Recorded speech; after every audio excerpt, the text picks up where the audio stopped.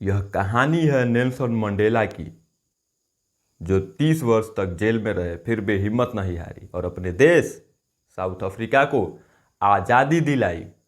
और वे south Africa के बहुत बड़े फ्रीडम फाइटर रहे थे। तो आइए जानते हैं इस chapter Nelson Mandela long walk to freedom written by Nelson Rolihlahla Mandela के समरी की। ठीक है, चलिए शुरू करते हैं।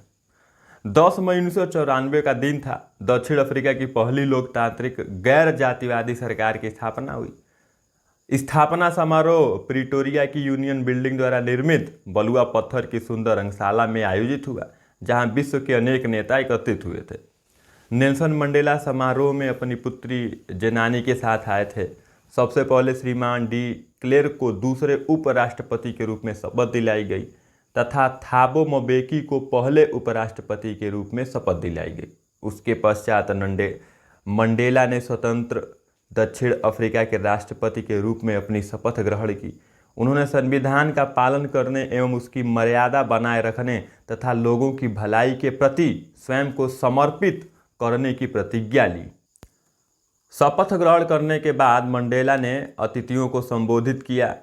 उन्होंने एक ऐसे समाज का सृजन करने का वचन दिया जिस पर संपूर्ण मानवता गर्व महसूस करे। उन्होंने न्याय, शांति एवं मानवीय सम्मान की सामान्य विजय का प्रतिनिधित्व करने वाले समारोह में सम्मिलित होने के लिए अंतर्राष्ट्रीय नेताओं को धन्यवाद दिया।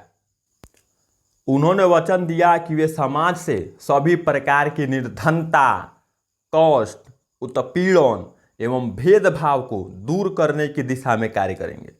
उन्होंने यह वादा भी किया कि नया समाज सभी के लिए आशा, समानता एवं स्वतंत्रता लाएगा। मंडेला के शपथ ग्रहण करने के बाद दक्षिण अफ्रीकी जेट विमानों ने सैन्य शक्ति का प्रदर्शन किया। इससे लोकतंत्र के प्रति सेना की वफादारी भी प्रदर्शित हुई। उच्च पदों पर स्थित सैन्य प्रमुखों ने उन्हें सलाम किया। वह यह याद करते हैं कि वर्षों पूर्व उन्होंने मुझे सलाम नहीं किया था, परंतु गिरफ्तार किया था। इसके बाद 2 राष्ट्रीय गानों का वादन हुआ। सारे लोगों ने नकोसी सिकेलेल आई अफ्रीका गाया, जो कि पुराना गीत था, एवं काले लोगों ने नया गीत डाई स्टेम गाया, जिसके साथ ही समारोह का समापन। नेल्सन मंडेला शीघ्र ही इतिहास का हिस्सा बनने वाले उन पुराने दिनों को याद करते हैं जहां गोरे लोगों ने काले लोगों के विरुद्ध रंग भेद के प्रभुत्व की व्यवस्था स्थापित कर रखी थी। वह एक कठोर समाज की बुनियाद थी जिसे अब नष्ट कर दिया गया है। वे कहते हैं कि रंग भेद की इस नीति ने उनके देश एवं उसके लोगों को एक गहरी एवं स्थायी क्षति पहुंचाई है। अब वह व्यवस्था बनी है जो सभी लोगों के अधिकारों एवं स्वतंत्रता को मान्यता प्रदान करेगी। इस शुभ दिन पर मंडेला ने हजारों लोगों के जीवन की क्षति पर खेद व्यक्त किया एवं भेदभाव से स्वतंत्रता प्राप्त करने के लिए उनके द्वारा किए गए बलिदानों को याद किया। वह स्वयं को उन सभी अफ्रीकी शहीदों का योग मानते थे जिन्होंने उनके सामने अपने जीवन का बलिदान दिया। उन्हें इस बात का कष्ट था कि वे उन्हें धन्यवाद नहीं दे पाए।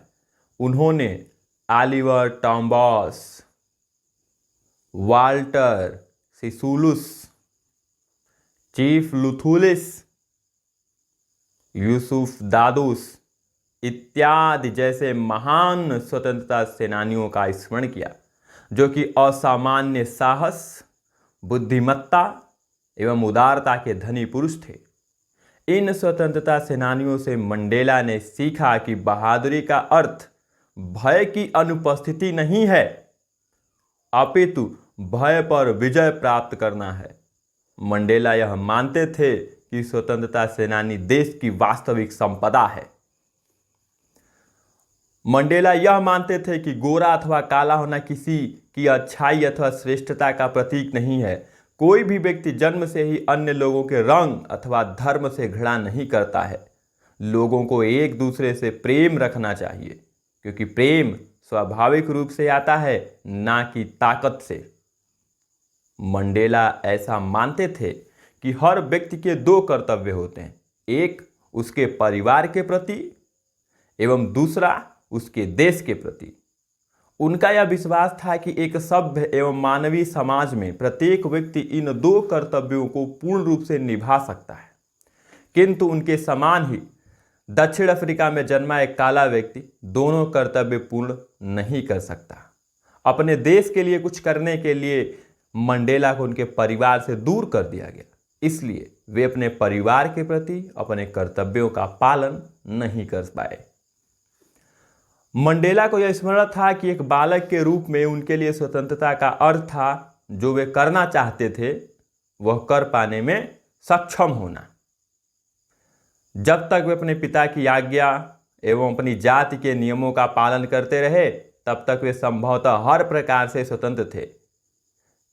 एक विद्यार्थी के रूप में वे केवल स्वयं के लिए स्वतंत्रता की कामना करते थे।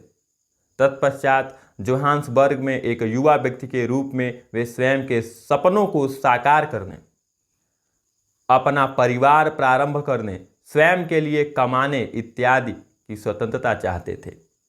जैसे जैसे वे बड़े होते गए उन्हें यह एहसास हो गया कि स्वतंत्रता का उन्होंने बचपन में आनंद लिया वह केवल एक भ्रम था, एक छलावा था। मंडेला को यह आभास हुआ कि उनके संपूर्ण समाज को, जिसमें वे स्वयं भी शामिल थे, स्वतंत्रता प्राप्त नहीं थी। उसके बाद वे अपने समाज के लिए स्वतंत्रता, सम्मान एवं आदर प्राप्त करने के उद्देश्य से अफ्रीकी राष्ट्रीय कांग्रेस में सम्मिलित हुए। लोगों के लिए संपूर्ण रूप से स्वतंत्रता प्राप्त करने की अभिलाषा ने उनका संपूर्ण जीवन बदल दिया। वे एक भयभीत युवा पुरुष से एक निर्भीक व्यक्ति में परिवर्तित हो गए, जिसके कारण वे एक नियम की पालना करने वाले व्यक्ति से एक अपराधी बन गए। उन्हें यह आभास हुआ कि स्वतंत्रता अविभाज्य है, स्वतंत्रता को बांटा नहीं जा सकता, यह सबके लिए बराबर है। मंडेला को यह आभास हुआ कि जब तक उनका समाज स्वतंत्र नहीं है तब तक वे अपनी स्वतंत्रता का आनंद नहीं ले सकते। उन्हें यह एहसास भी हुआ कि अत्याचार करने वाले के समान ही अत्याचार सहने वाला भी स्वतंत्र नहीं है। अत्याचारी व्यक्ति घृणा, पक्षपात तथा संकीर्ण मानसिकता का कैदी है। इस प्रकार अत्याचारी एवं अत्याचार सहन करने वाले से समान रूप से मानवता बलपूर्वक छीन ली गई है। उन दोनों को स्वतंत्र करना आवश्यक है। तो ये थी आज की समरी, और मैं आप सभी से ये बताना चाहता हूं कि स्वतंत्रता हमारा जन्मसिद्ध अधिकार है। अगर कभी भी कोई आपकी स्वतंत्रता को आंच लगाए या उसको कष्ट पहुंचाए तो पीछे मत हटिएगा लड़ाई लड़ने से। आज़ाद रहिए, स्वतंत्र रहिए, बी फ्री, और कहते रहिए I am free. Thanks for watching.